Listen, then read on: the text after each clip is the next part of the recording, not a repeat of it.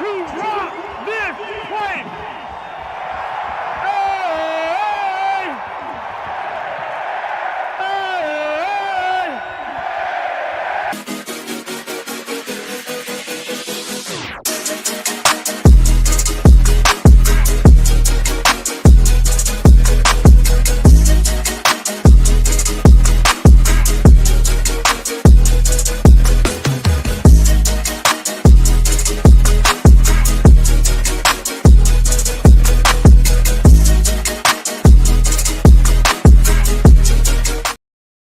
Welcome to Season 3, Episode 3 of the Buffalo Sports Conversation Room.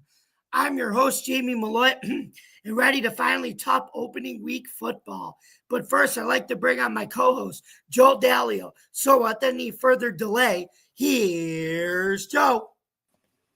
Hey, Joe, how's it going? It is going great, Jamie. How you doing today?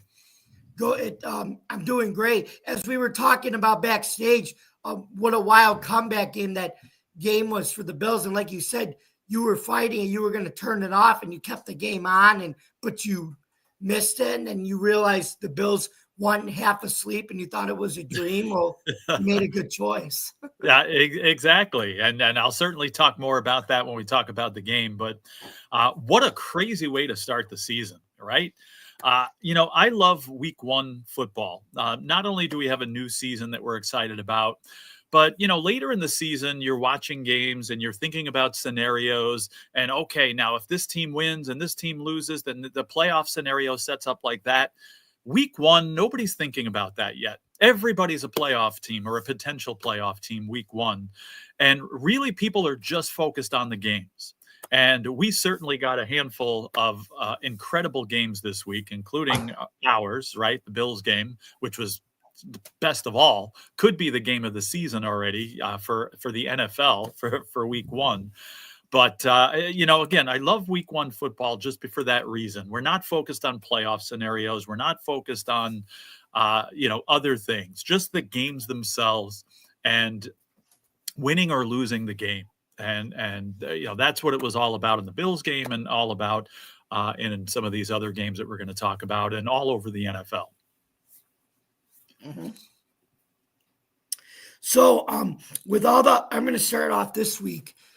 So with all the hype around the Cowboys and the Micah Parsons trade this week, are you ready to kick off and talk about the Thursday night game with the Dallas Cowboys taking on the defending Super Bowl champion Philadelphia Eagles, much to the dismay of my mom, who's a Cowboys fan, to hear that at 8:20 p.m. at Lincoln Financial Field? Yeah, well, go right ahead. Now, I wouldn't be too ashamed if I was a Cowboys fan, but we'll talk more about that in a couple of minutes. So go ahead and tell us your point of view of that game.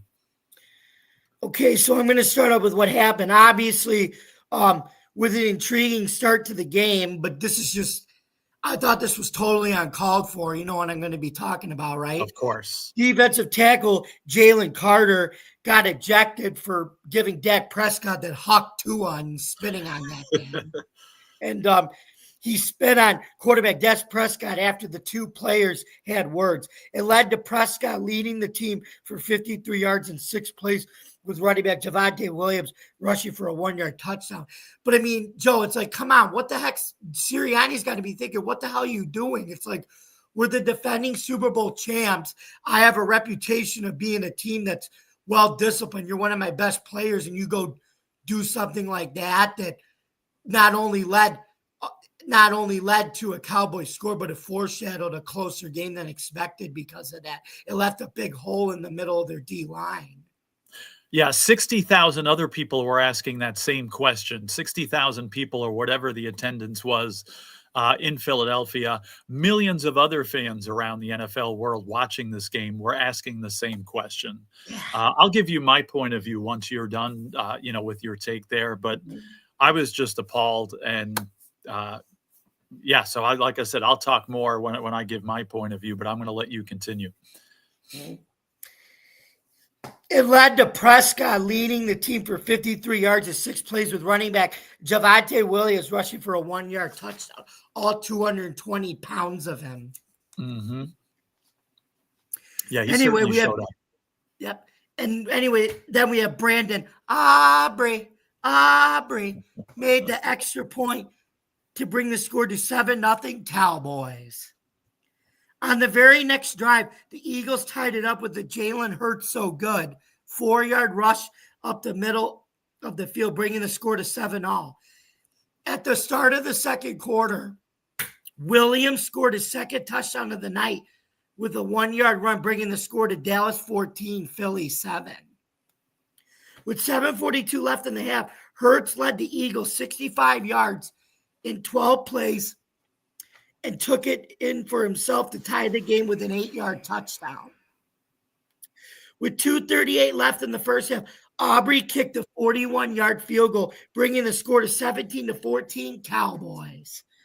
With 1:04 left in the half, Saquon Barkley scored a 10-yard touchdown to get their first lead of the game, 21-17. And while he didn't hurdle anybody like on the Madden cover like he did against Jacksonville, it was an important score to give them their first lead of the game. To end the first half, Aubrey kicked a 53-yard field goal to close out the half at Philly 21, Dallas 20.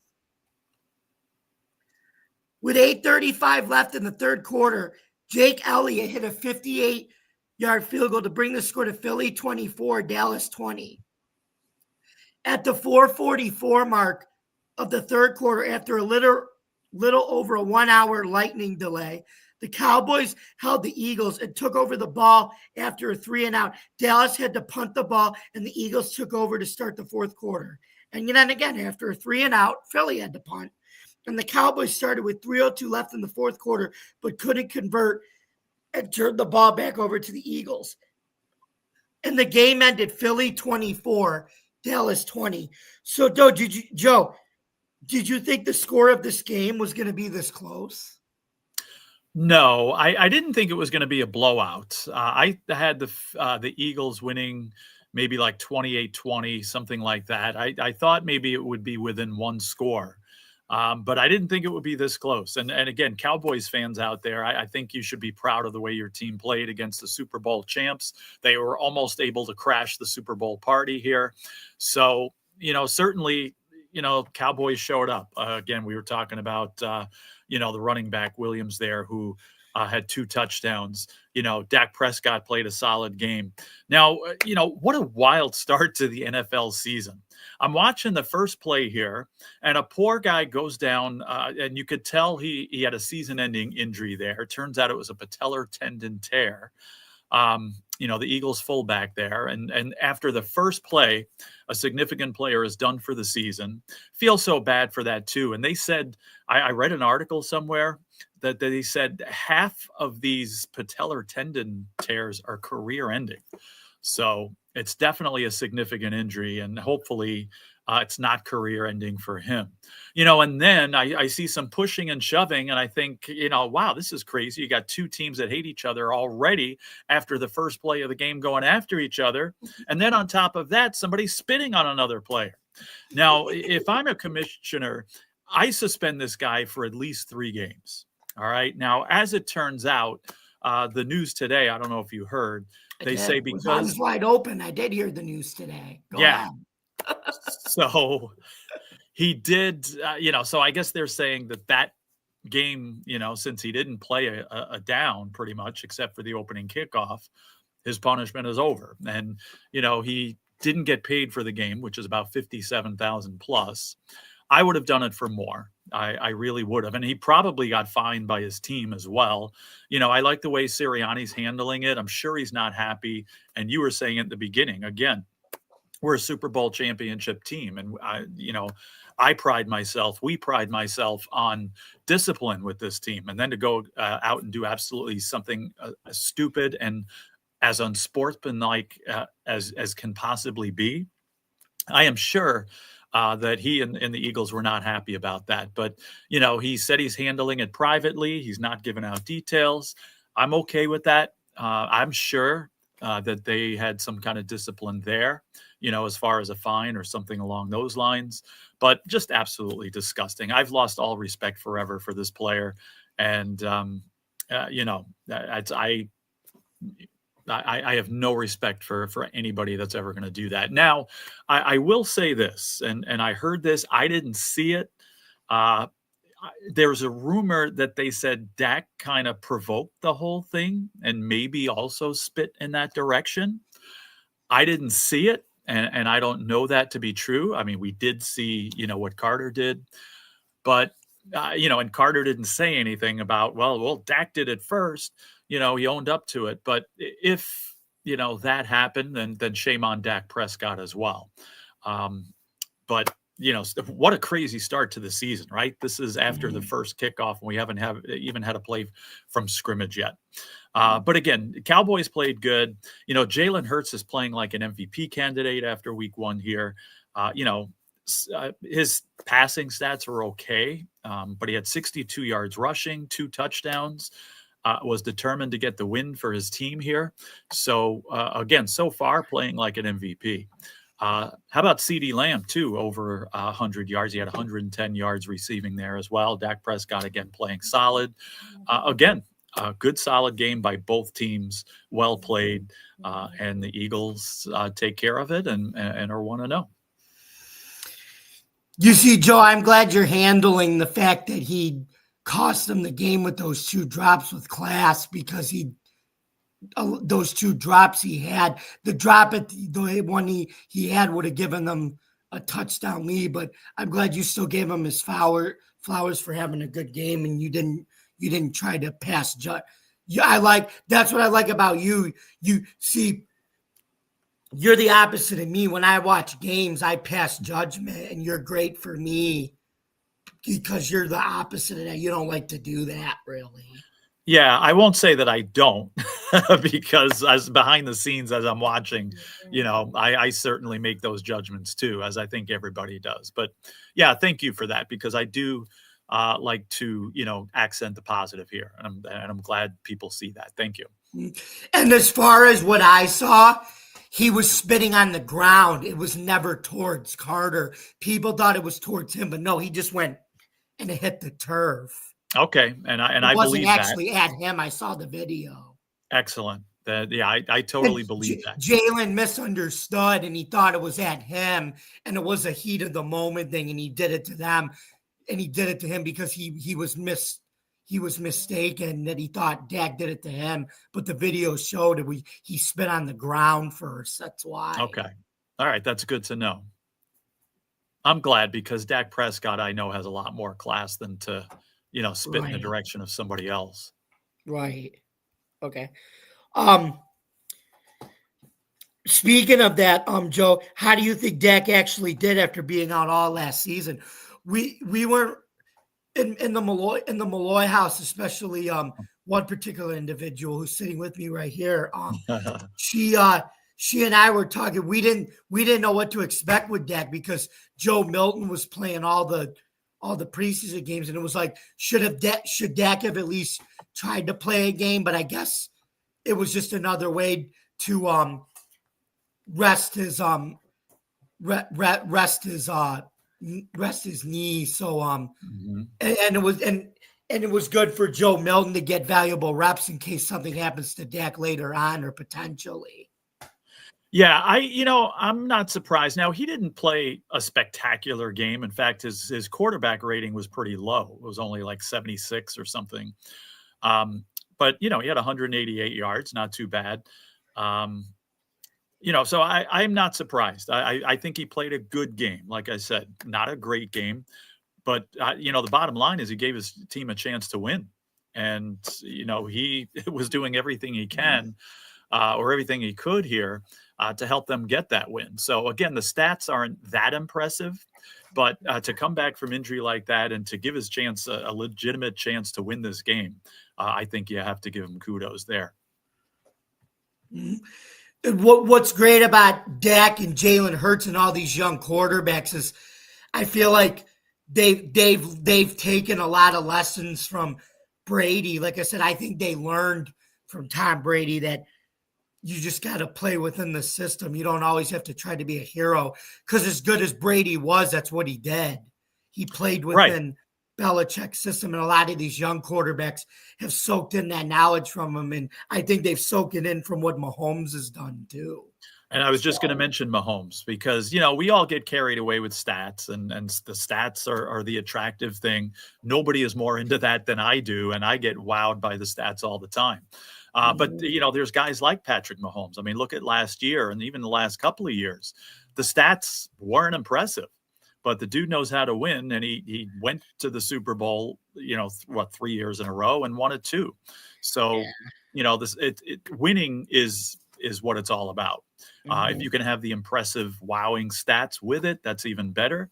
But getting the job done and winning games and getting, you know, a chance to win championships is really the number one objective.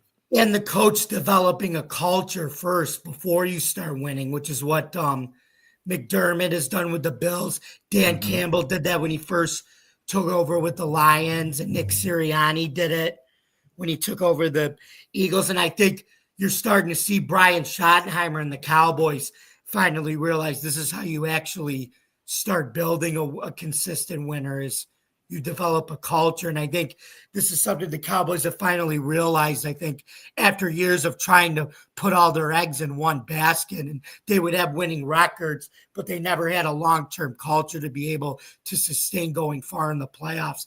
But I think the Cowboys are showing now that they're following the rest of the league and say, this is how you start. You go with the culture first before the winning.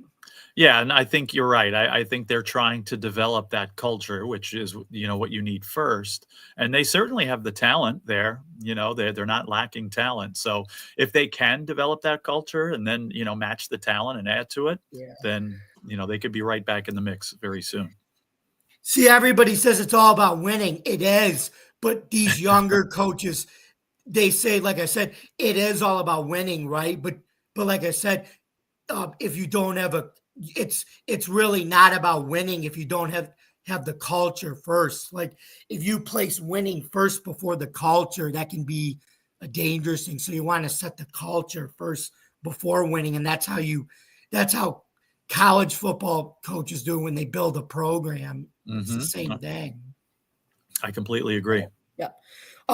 Anyway, so moving on to the Friday night game in Sao Paulo, which is St. Paul, Brazil in Portuguese, where the Kansas City Chiefs took on their division rivals, the Los Angeles Chargers. Go Chargers, go, as Arnold used to say. I keep wanting to say San Diego Chargers. Right. The Chargers scored first when Quentin Johnston caught a 5-yard pass from Justin Rainbow Sherbert Herbert to bring the score to 7-0 Chargers to close out the first quarter. With 13:47 left in the second quarter, Cameron Dicker, the kicker, kicked a 39-yard field goal to increase the Chargers' lead to 10-0. Harrison Butker then kicked a 35-yard field goal to cut the Chargers' lead to 10-3. With 45 seconds left in the half, Dicker kicked his second field goal of the day, increasing LA's score to 13-3. Bucker then kicked a 59-yard field goal as time expired in the half, bringing the score to 13-6 Chargers. To start the third quarter, Patrick Mahomes rushed the ball in for an 11-yard touchdown score. Oh, good to see him finally get in the game, right? But guess what, Joe? Bucker uncharacteristically missed the extra point to bring the score to 13-12 Chargers. The chosen one, the great Christian, Harrison Buckner, never misses the kicks like that, huh? No, right? He never did. With 32 seconds left, Keenan Allen scored on an 11-yard touchdown pass from Herbert to increase the score and ending the third quarter 20-12. With 12:04 left, Travis Loverboy Kelsey finally got into the action as he caught a 37-yard pass from Mahomes, but the two-point conversion try failed, bringing the score to 20-18 Chargers. The Chargers appeared to put the game away as Johnston hauled in his second pass from Herbert for 23 yards, bringing the score 27-18. With 2:34 left in the game, Bucker kicked his third field goal of the game for 27 yards, but that's all the team had left in them, bringing the final score to Chargers 27, Chiefs 21. So, Joe, don't you think that Justin Herbert should be right up there with some of the elite quarterbacks, especially after beating the Chiefs? I feel like he's one of those guys that he's very underrated. He doesn't get the credit or the flowers that I think he deserves with some of the Allens and the Mahomes. What do you think after a win like this? Well, he's certainly getting there. Now, I always liked Justin Herbert, but I always felt like, again, this guy can't win the big game. And, listen, I saw this coming. Now, I didn't get a chance to watch this game. I was away, family wedding and everything. So I was kind of traveling for part of it. And then I got to where I was going Friday evening. And, my parents didn't have access to the game. So I didn't watch it, but we were tracking it. And I tell you what, if I had the mortgage money in my pocket, I would have put it on the Chiefs because the Chargers are up, right? And the Chiefs were down, but you could see the Chiefs coming back, right? And making a game out of it. And I'm like, you know what? This is the type of game. How many times have we seen this movie, right? The Chiefs are losing. No big deal. They're making the comeback. And of course, they're going to take this game away. And the Chargers, how many times have we seen this movie, right? Just like we said with Herbert, can't get the job done, can't win the big game, right? Mm-hmm. But we were watching the same movie we've seen 100 times, but OMG, they changed the ending. The Chargers actually won this game. I was shocked. Just because, again, so much of recent history has the Chiefs winning this game. So many times in recent history has the Chargers finding a way to lose this game. All right, especially with Herbert as quarterback. The only thing missing is who was the coach of the Chargers before this game or before Harbaugh here? Brandon Staley, but guess what? He actually developed Herbert into a good quarterback. The problem was his defenses weren't good. And you got to remember, Joe, the quarterback doesn't play defense. You got to remember that. And that's true. But how many of these games, especially with Staley there, did the Chargers lose, right? And I thought the same exact thing was going to happen here. So great job by the Chargers winning this game. Now, I hate to be a party pooper, but I hate these stupid European or South American games. I really do. I think the potential for injury is higher. I would much rather watch this game from Kansas City than I would from Sao Paulo. No offense. I'll watch Sao Paulo when there's a soccer game there. But I hate these games, and I wish the NFL would stop them. I know they won't. So that's another reason I don't know how much of I would have watched of it anyway. But again, you were talking about Herbert and winning big games. He had those pretty stats to go with it that I was just talking about a few minutes ago. 318 yards. His quarterback rating was like 131, which is incredible. Quentin Johnson with a couple of touchdowns too. Again, you mentioned some guy named Kelsey getting a touchdown for the Chiefs there. But again, maybe things are changing. I said this year, again, Chiefs still win the division. I still think it's going to happen, but I don't know. Maybe the tide is turning because, again, this game ended the way it was not supposed to end. I like the ending, don't get me wrong, but still, the Chargers winning this game that they haven't been winning in several years, the Chiefs losing this type of game that they haven't been losing in a couple of years, maybe we're seeing some change here. We shall see.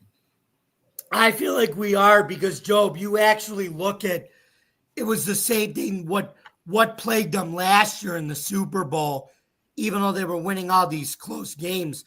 If you notice, they don't have a lot of receivers, or like I said, their offensive line isn't as good as it used to be. And the Chiefs are failing to realize you may have Mahomes, right? Mm-hmm. But even a great quarterback can't do anything if you don't put a line around him. Because look at Tom Brady. As good as Tom Brady was, his offensive line was great every year. He never had these problems with the O-line that Mahomes is having. That's true. And again, to be continued, because we're going to see how much of effect this has. And hopefully Mahomes can stay healthy. Yeah. And like I said, he doesn't, except for Xavier Worthy, like he's basically got, and Travis Kelce really doesn't have a lot of talent at receiver to throw to. It was the same thing last year. You could see it too. Yep. So, but, so anyway, Joe, I was going to get to that. Joe, do you think that the lack of receivers hurt the Chiefs in this game? I know it's to them, it's not an excuse, but people who watch the games know it's painfully obvious that that's a weakness now. Same thing with their O-line. And like I said, it's why they have to run the ball basically more, because they're not a threat in the passing game anymore like they used to be. They're not this aerial offense that they were that can hurt you through the air. Yeah, it's a very good question. And again, I was not able to see the game, so it's kind of hard for me to make that determination, I guess, based on, just some of the stats and all that. But yeah, like you said, it's going to be not only this game, but I think it's going to be an issue all year. And again, the Chiefs, don't count them out. They know how to get things done. Mahomes knows how to get the best of players, just like Tom Brady used to do. But, and some of these receivers, I mean, Hollywood Brown had almost 100 yards in this game. So statistically, I mean, these receivers had some decent games, but really, we're going to talk about the Bills and everybody eats philosophy. Yeah, you're right. There's only really 2.5, really high quality receivers here. I mean, I'm looking at this now. Hollywood Brown had 10 catches, again, 99 yards. Smith-Schuster had 5 and Kelce had 2. And, there was a couple other people with like 2 and 1. So really there's not a lot of depth there. And if something happens to Hollywood Brown or Smith-Schuster or Kelce even, they're going to be in even more trouble. So again, we're going to see how this plays out. And again, if this is the case where you only have 1 or 2 high quality receivers, they're going to get double teamed, and it's going to be even more difficult to get these receivers the ball. So as I said, to be continued. And we're getting a question right now by one of our cohorts here at the network here. Does Tyreek Hill get traded to the Kansas City Chiefs? My answer to that immediately is I don't think so. But if the situation gets a little more dire here, I mean, what do you think, Jamie?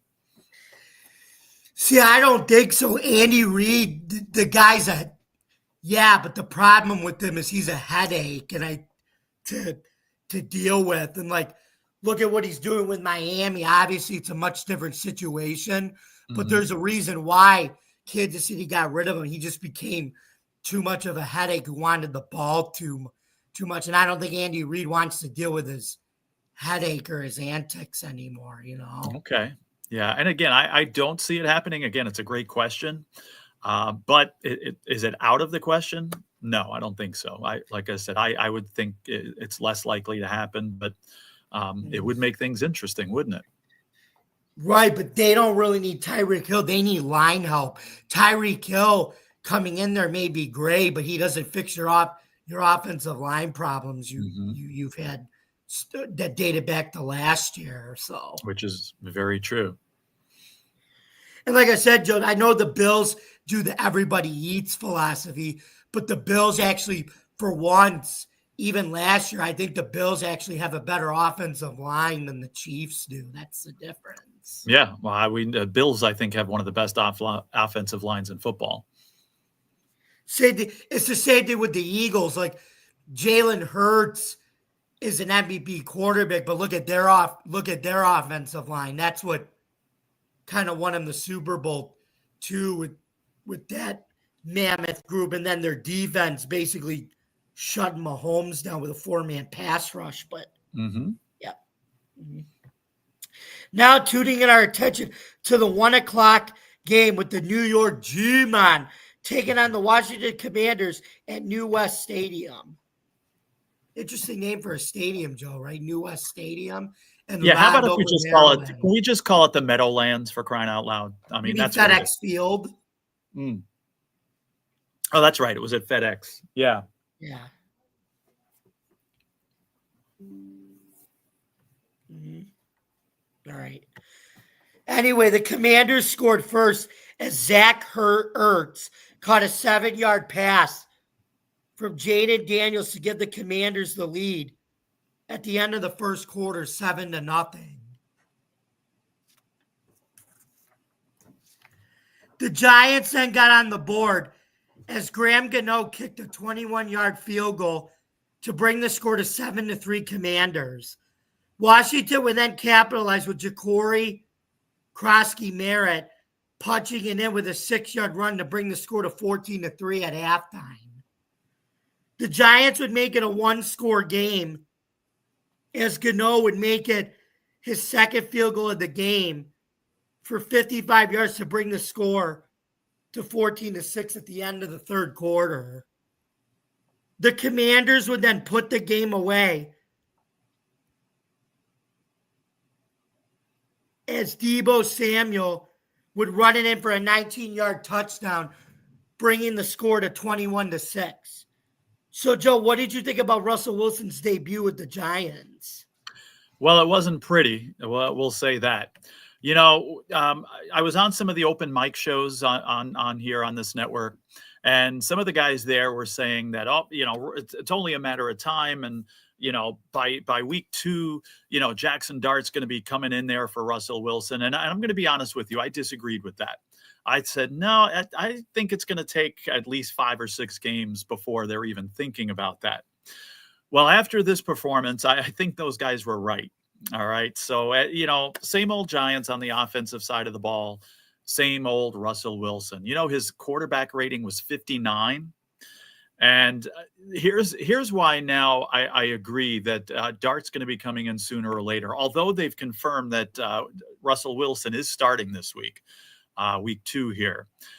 There's jobs on the line here, right? We know Brian Daboll's job is on the line. We know the GM's job is on the line.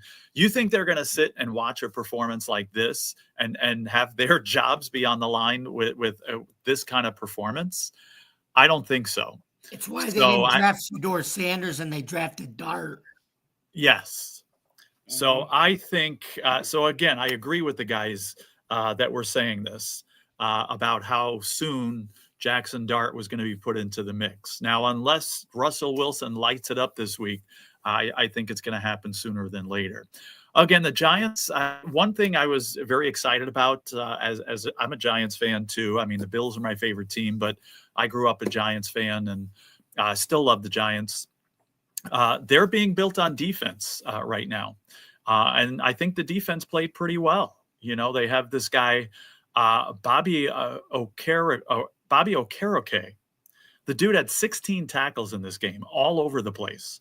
And the rest of the defense, again, I didn't think played that bad. Jaden Daniels, solid game, 233 yards and a touchdown.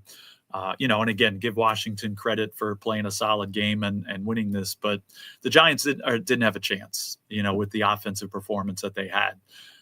And it's going to be very interesting to see what happens. I've changed my tune. I agree. I think, get Jackson Dart in there. If I'm a coach with my job on the line and I'm an offensive guru here, let's get this guy in now. What would you rather have happen? Stay with Russell Wilson and wonder what, Jackson Dart can do. If I'm going down, even if Jackson Dart completely falls on his face, all right, at least now, at least you're not wondering, okay, what would it have been if we would have given this guy a chance and, seeing what he can do. Get him in there now. And again, if he falls on his face and you lose your job, at least you tried. At least, hey, you rolled the dice.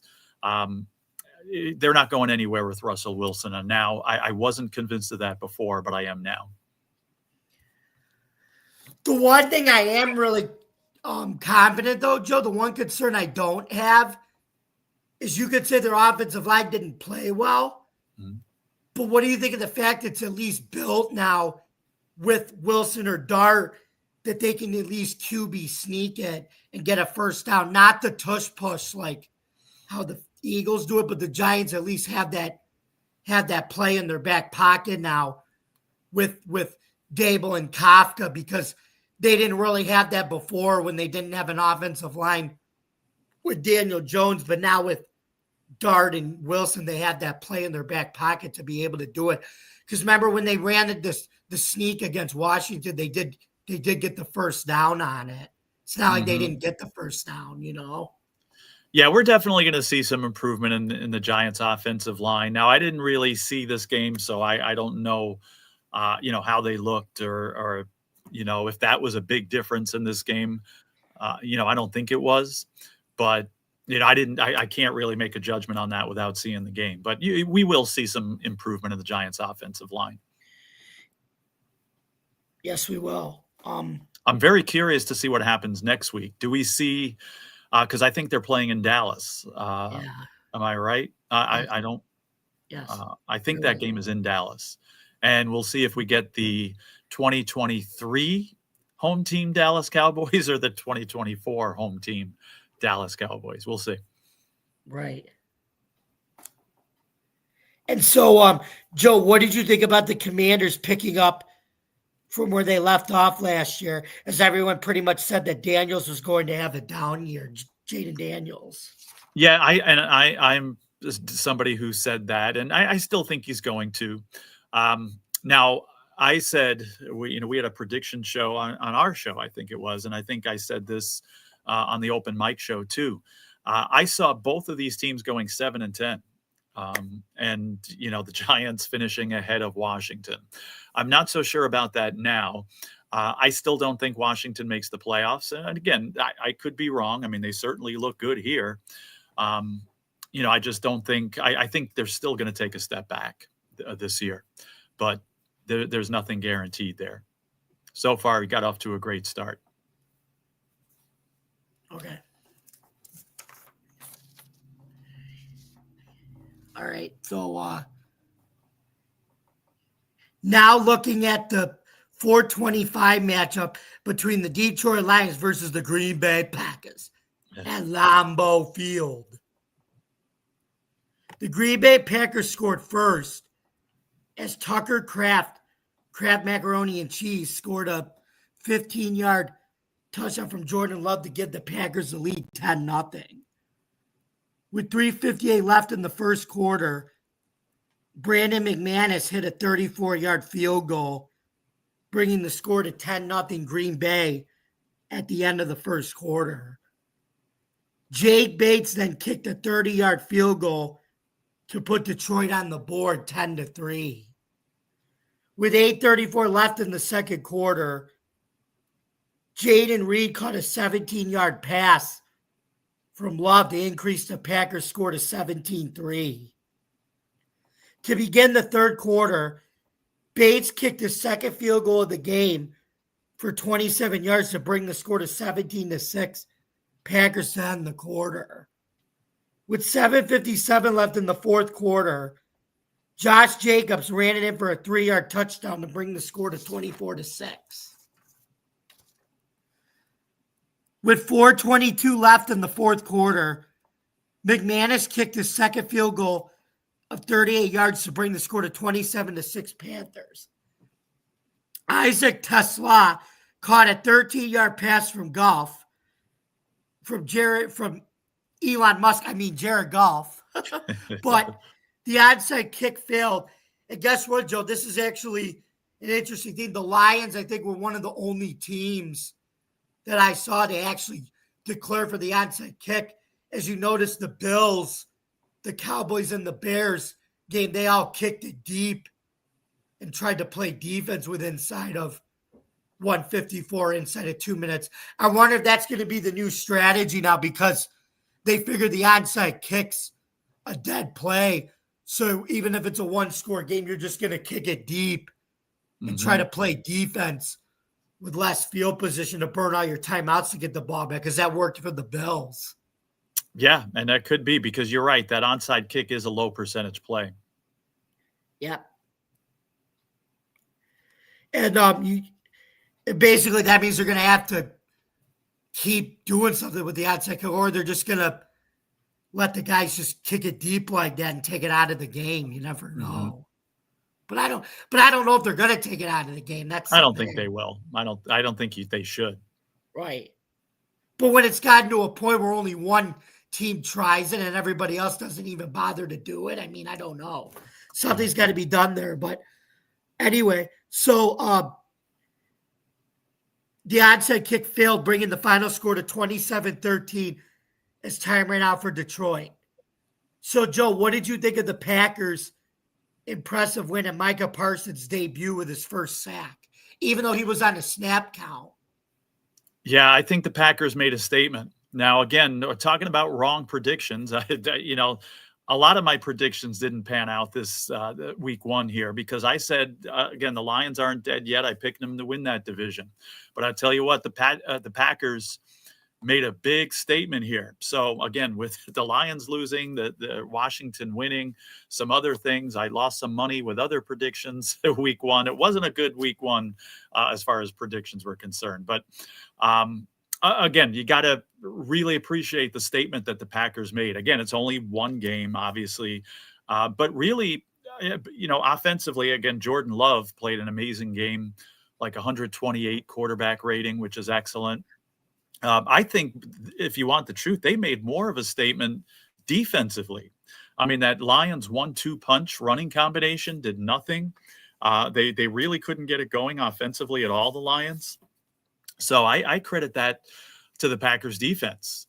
Rashawn Gary at 1.5 sacks, Edgar and Cooper and on 12 tackles. So guys like that were all over the place here. I think an overall excellent effort, whatever the strategy was against the Lions, it worked. Again, they stopped the run. They never really got the pass attack going. So again, statement win for the Packers in a big divisional week one game. Mm-hmm. Yep. And also, what do you think about Detroit's defense? As bad as they were, still holding Green Bay's offense to 27 points on the road. Yeah, I mean, not a great game by the Lions defense, but I don't think they played that badly. They just couldn't get anything going offensively, and that's why they didn't win this game. Again, Packers were very methodical. It wasn't like they were all over the Lions defense, but very methodical, getting things done and, getting a convincing win. Exactly. And now to our game of the week, the Baltimore Ravens one more time coming to the last home opener at the current Highmark Stadium to take on the Buffalo Bills on Sunday Night Football at 8:20 p.m. With their first possession of the game, the Bills came out and went 50 yards on 5 plays, which started with a Brandon Conrington kick return, which was awesome to get out to the 50-yard line. Thank you, UFL, for that kickoff rule. I love it. With their first possession, the Bills for 3 minutes and 15 seconds, with Josh Allen throwing a perfect pass to Dalton Kincaid for a 15-yard touchdown to bring the score to 7-0 Bills. With 3:43 left in the first quarter, Tyler, here we go, loop-de-loop. Here we go, loop-de-lie. Kicked a 52-yard field goal to bring the score to 7-3 Bills. Derrick King Henry took it to the house for a 30-yard touchdown, scored an 85-yard 5-play drive, which took 3 minutes and 4 seconds off the clock with 13:45 left in the second quarter to bring the score to 10-7 Ravens. With 9:51 left in the second quarter, Lamar Jackson ran it in for an 11-yard touchdown score and a 69-yard 4-play drive taken off 2 minutes and 60 seconds off the clock, increasing the Ravens' lead to 17-7. Matt Prater then kicked a 25-yard field goal with 2:51 left in the second quarter to cut the Ravens' lead to 17-10. With 35 seconds left in the half, Loop kicked his second field goal of the night for 49 yards to bring the score to 20-10 Ravens. With 1 second left on the clock, Prater kicked his second field goal on the night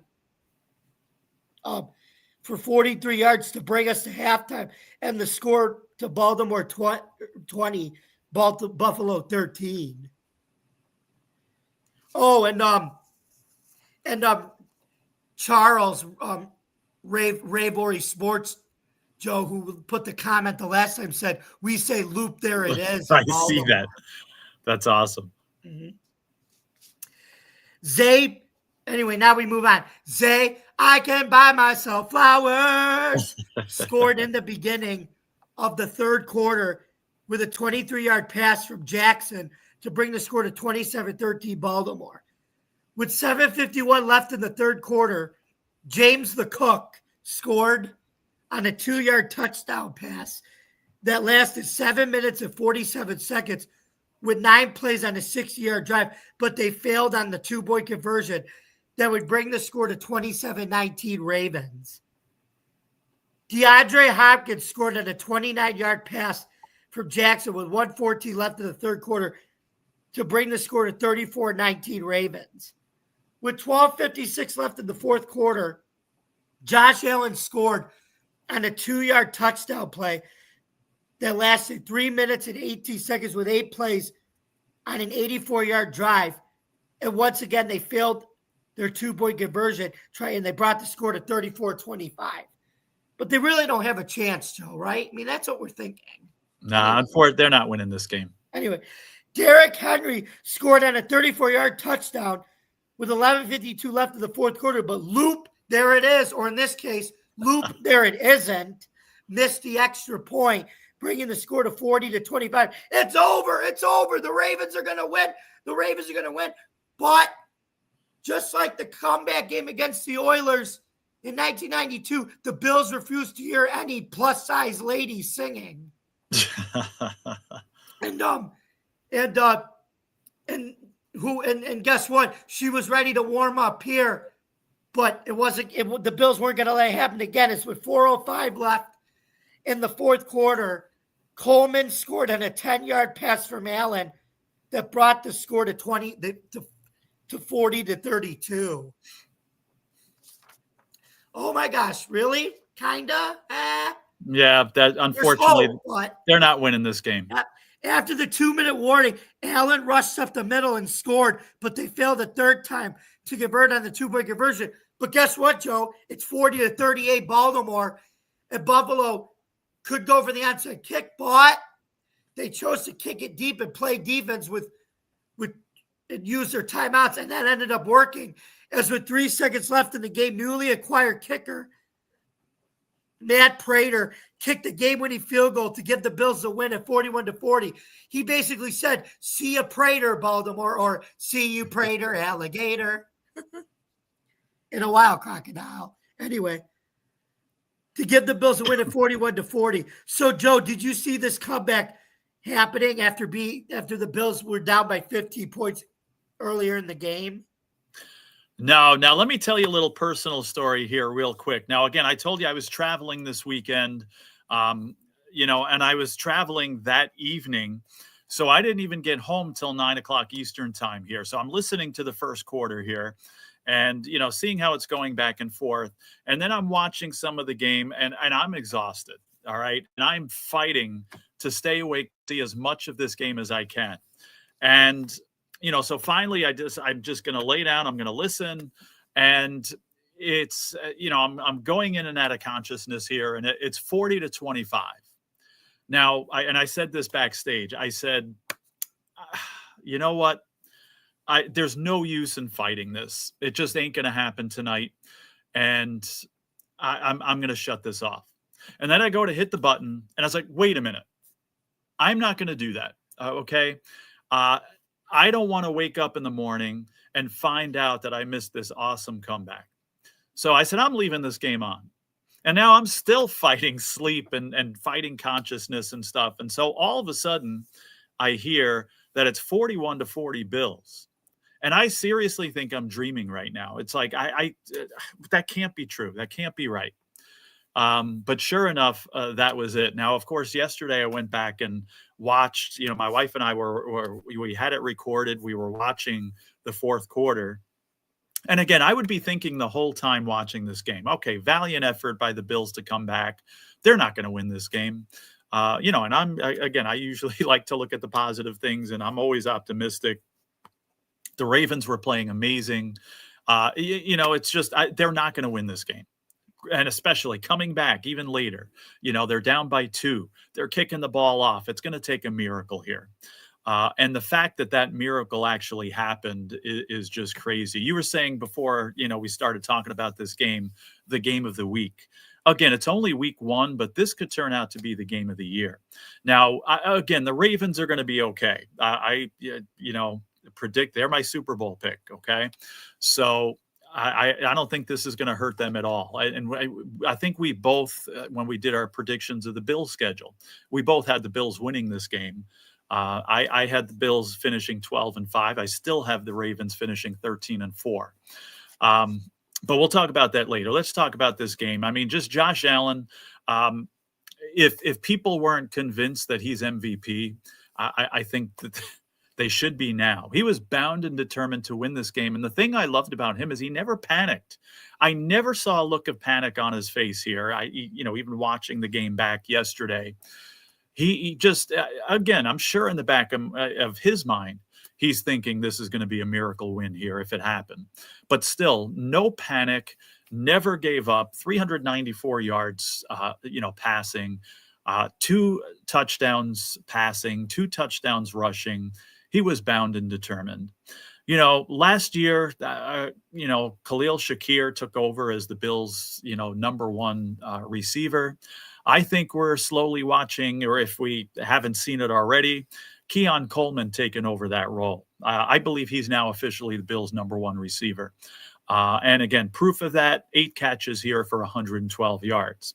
Now, upon saying that, we always brag about the Bills' everybody eats philosophy here.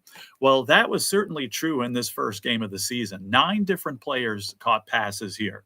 Actually, a 10th player was targeted twice here, the running back Johnson. So 10 targets in this game, and 9 of them caught at least 1 pass. So that philosophy is still front and center here.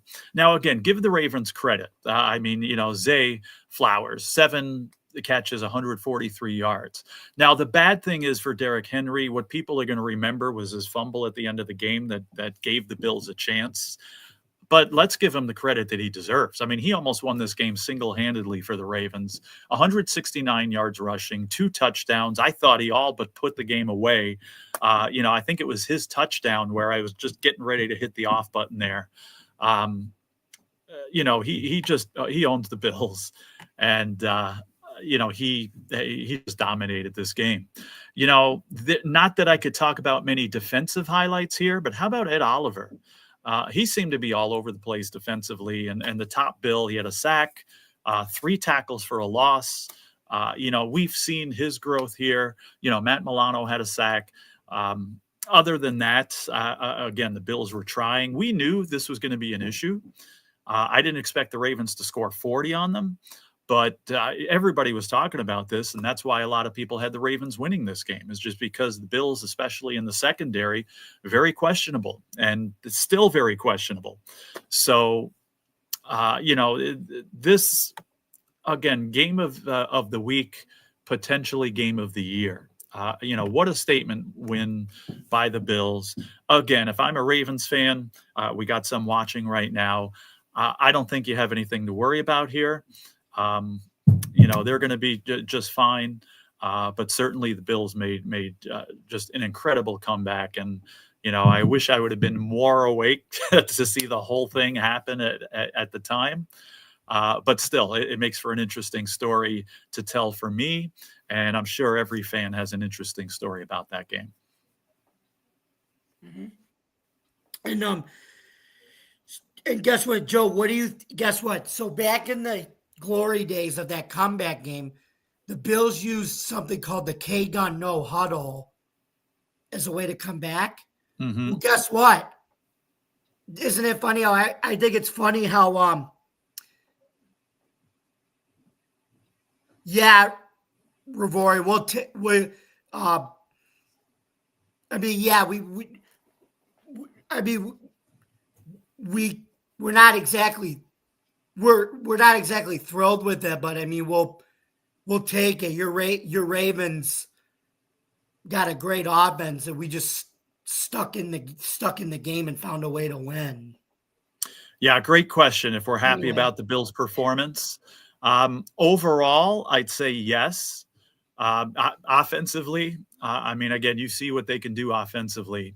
Defensively, there were concerns going into this game, and I don't think it's just the Ravens that are going to give them problems. I think a lot of teams might.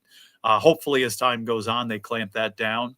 There were defensive concerns going into this game, and hopefully they can address those concerns. So obviously, defensively, I don't think any Bills fan will, take that as a satisfactory performance.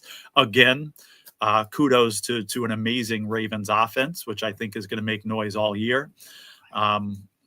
So obviously that needs improvement. But, to get a win against the Ravens, even if the Bills would have won this game 10-9, to get a win against the Ravens to start the season is an amazing feat.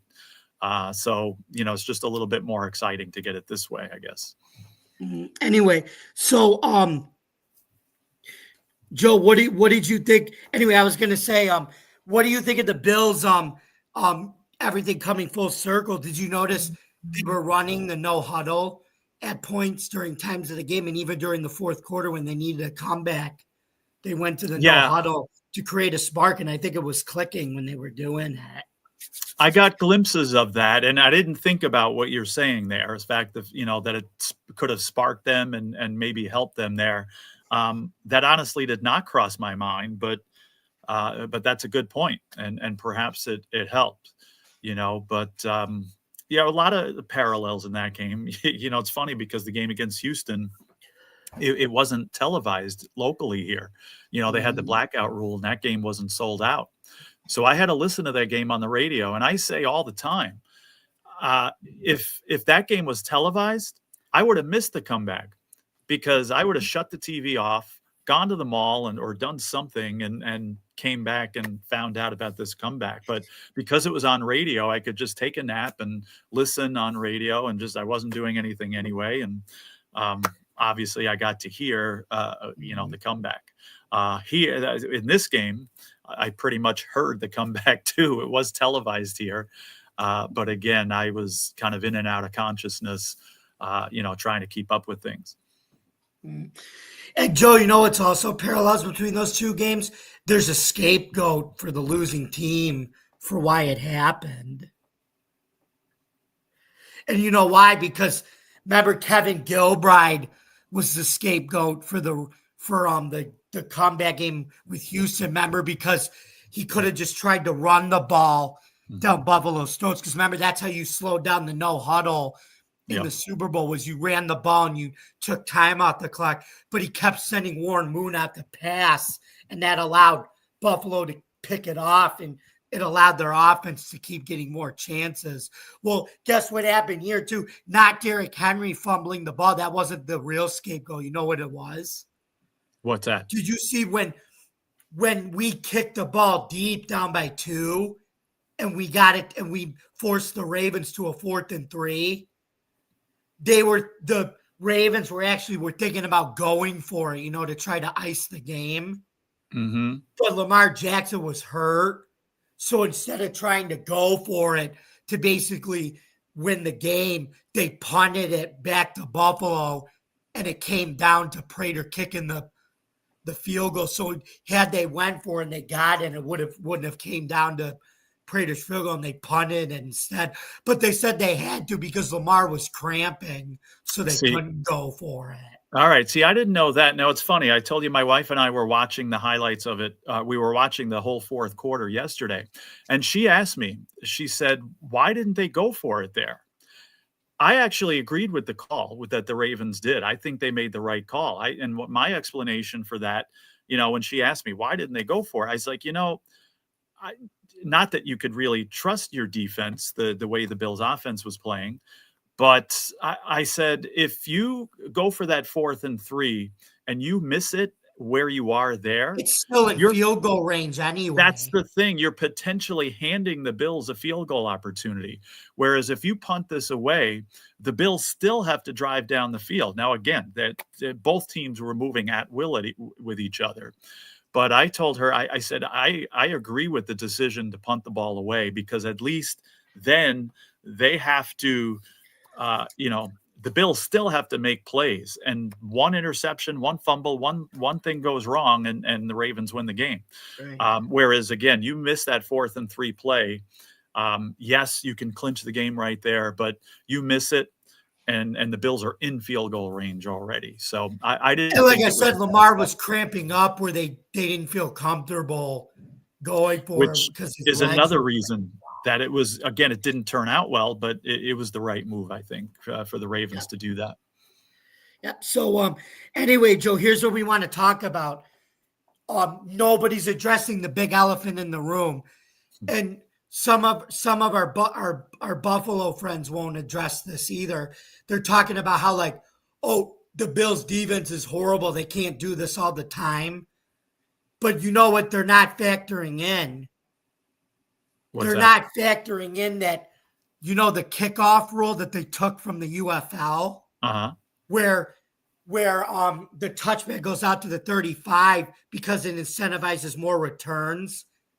That kickoff rule, it kind of skews the offense kind of has more of an advantage over than the defense does, because if you kick it out of bounds for a touchback, the offense starts at the 35, which is much shorter field than what the touchback used to be. True. Or if the ball fails in the landing zone, they get it at the 40. So you have to try to get it to bounce into the landing zone and have it go into the thing, and they start at the 20. Or if you return it, they still get it out to the 33. And so I feel like you're seeing this like in other games too. Look at the Pittsburgh Jets game. There was literally like no defense in that game, and I think because it has to do with that rule. And guess what? Because of that rule now, you had 76% of kicks returned in week 1, way up from last year. And I think that might be a new NFL record by default. Yeah. So Well, do you think the new kickoff rule in effect, do you think it offers the Bills like a bigger offensive advantage? Same thing with Baltimore, because their offenses were already explosive prior to changing that rule, and you make the kickoff where there's a little more action and you add a little more offense to it. I think this Bills offense is going to be even more explosive. So my question is how do defensive coordinators try to scheme around this now? I feel like it's almost as if you have to like outscore the opponent rather than try to stop them.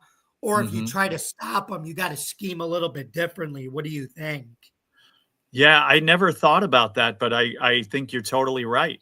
I think especially the elite offenses like the Bills, like the Ravens, like other of the top offenses. Or even the Bears, which we're going to get into. They had a good I think that it could definitely be a boost to those offenses and offenses overall.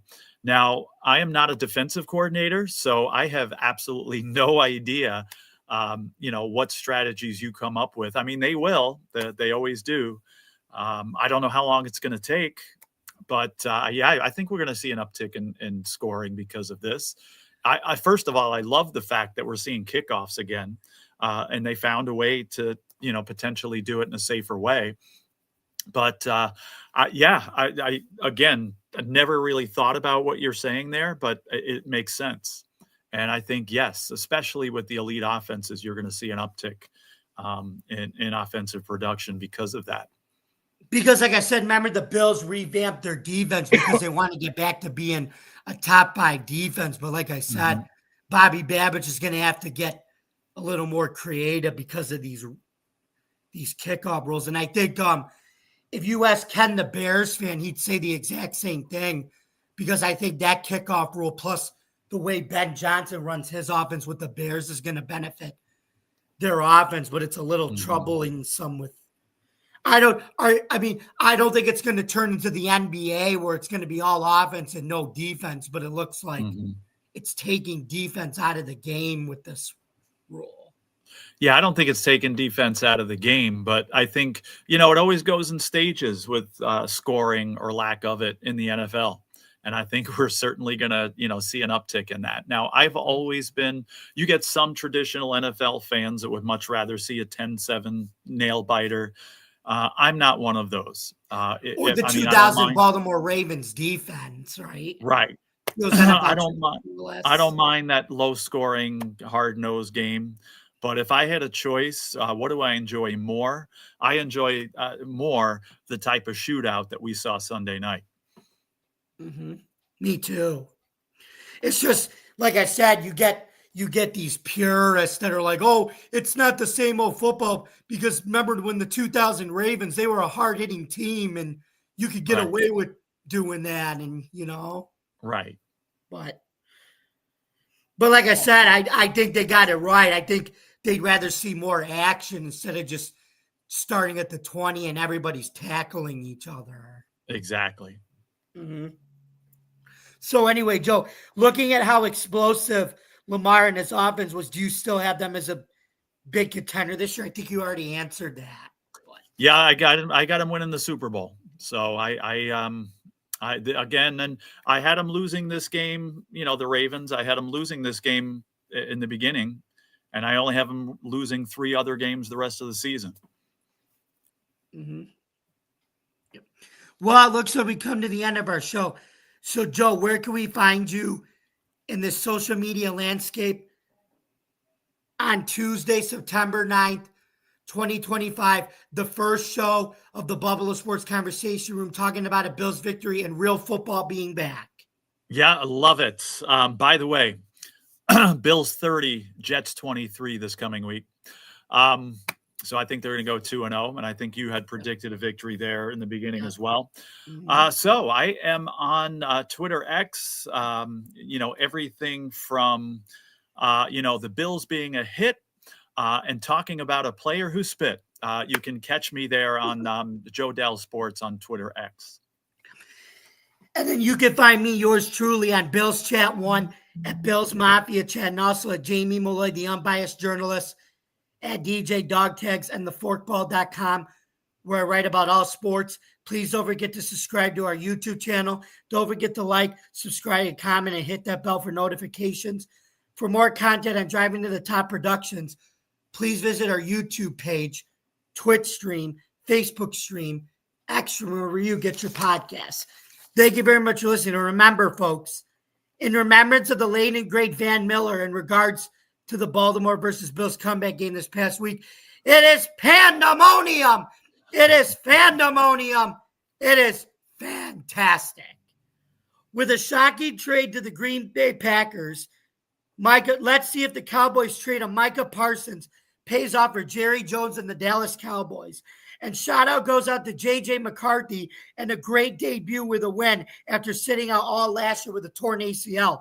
But to quote our friend Chris Berman, whether it's the comeback game down 35-3, the LA Monday night game where they came back and won in overtime, or this game where they were down 40-25 in the fourth quarter, nobody circles the wagons, especially after week 1 in their last home opener at the current Highmark Stadium, like the Buffalo Bills. See you next week, folks. Have a great week.